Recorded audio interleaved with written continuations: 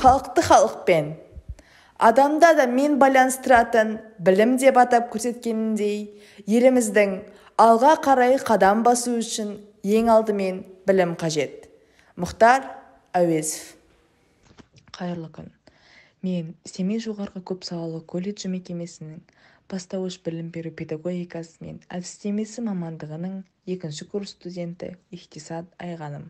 Бүгінгі жаһандану заманында өз ұлтын, халқын сүйетін, ұлтжанды тұлға тәрбиелеуде мұғалімдердің рөлі өте зор. Мен болашақ ұстазбын. Заманауи әдіс-тәсілдерді, олардың оқыту үшін басты әдіс-тәсілдерді ең бастысы меңгеру, және де оларды педагогикалық тәжірибеге салу. Саналы білім мен зерделеу ұшқары ойлаудың арқасында және оның жебеуімен жеткен жетістіктерім. Болашақ маман ретінде бүгінгі күн талабына сәйкес заман ағымына ілесе алатын білікті маман болуды мақсат етіп отырмын. Бүгінгі зерделі студент ертеңгі зиялы тұлға екенінің дәлелі мына біздің жастардың қолында.